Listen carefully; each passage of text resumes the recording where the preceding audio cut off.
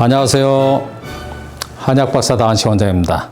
피부 질환으로 저희 한의원에 내원하신 분들에게 피부 질환을 치료하면서 저는 실내에서 유산소 운동이나 반신욕을 하여 땀을 흠뻑 내도록 권유해 드리면 지금까지 살아오면서 땀이 난 적이 없다는 그런 말씀을 하신 분들도 있고, 또 운동이나 반신욕을 하여도 땀이 잘 나지 않는다는 그런 말씀을 하시는 분들이 많아서 오늘은 제가 땀에 대해서 말씀을 드리겠습니다. 땀은 체온 조절을 위해서 땀샘에서 분비되는 액체이며, 땀샘에는 에크린샘과 아포크린샘 두 가지 종류의 땀샘이 있는데, 우리가 일반적으로 알고 있는 땀은 에크린샘에서 나오는 땀을 말합니다. 땀의 구성 성분은 99%가 물이고, 나머지 나트륨, 염소, 칼륨, 질소, 함유물, 젖산, 요소 등인데, 위와 같은 농도는 체내 수분의 양과 땀의 양에 따라서 조금은 다릅니다. 그리고 아포크린샘에서 나오는 땀은 에크린샘에서 나오는 땀에 비해서 단백질, 유기물, 지방과 같은 유기물이 많이 함유되어 있기 때문에 불쾌한 냄새를 유발하는 채취의 원인이 되기도 합니다. 에크린샘은 전신의 피부에 분포되어 있고, 아포크린샘은 겨드랑이나 젖꼭지, 배꼽, 외음부, 항문 주위에 분포되어 있으며, 가장 많이 분포되어 있는 곳이 겨드랑이입니다.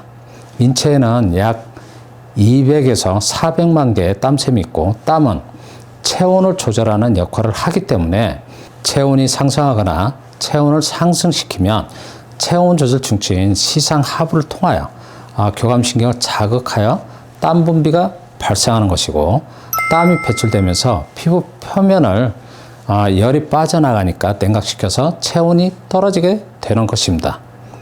땀이 전혀 나지 않거나 나와도 극히 적은 상태를 무한증이라고 하는데, 무한증은 선천적으로 땀샘이 없는 선천성 외벽 형성 부전으로 나타날 수 있는데, 이런 경우는 아주 극히 드물고, 대부분은 땀구멍이 잘 열리지 않아서, 또 땀구멍이 체온 조절 작용이 떨어지는 경우에 땅구멍이 막혀 있거나 폐색이 된 경우에 몸에서 자연스럽게 발생한 열이 땅구멍을 통하여 정상적으로 배출되지 못하여 땀이 잘 나지 않게 되면, 그 배출되지 못한 열이 피부 대측에 머물러 있으면서 피부에서 붉은 발진과 열감이 자주 발생하게 됩니다.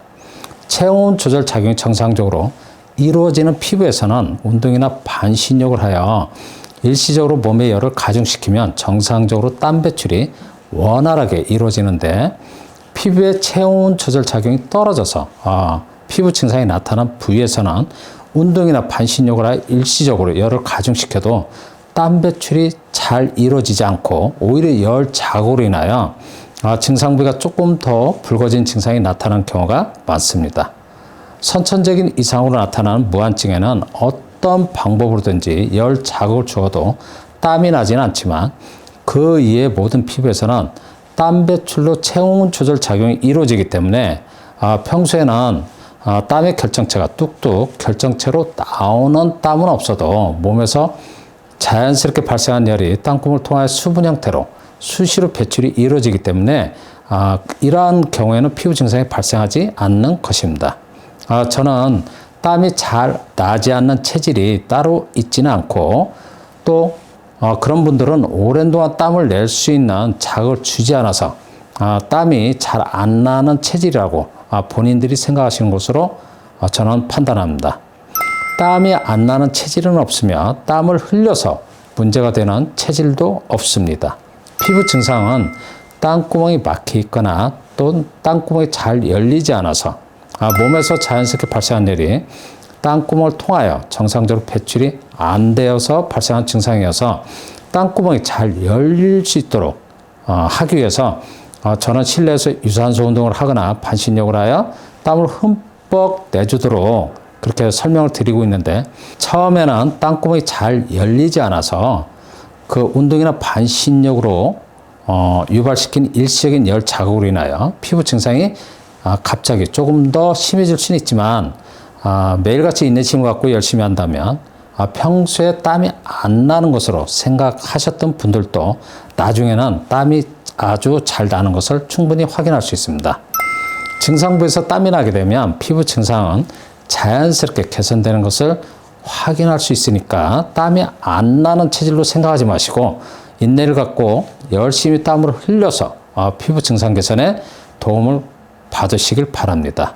오늘은 제가 여러분들에게 땀에 대해서 알려드렸는데 오늘 영상이 땀이 잘 나지 않는다고 생각하시거나 피부 질환으로 고생하신 분들에게 많은 도움이 되길 바라며 영상을 마치겠습니다. 감사합니다.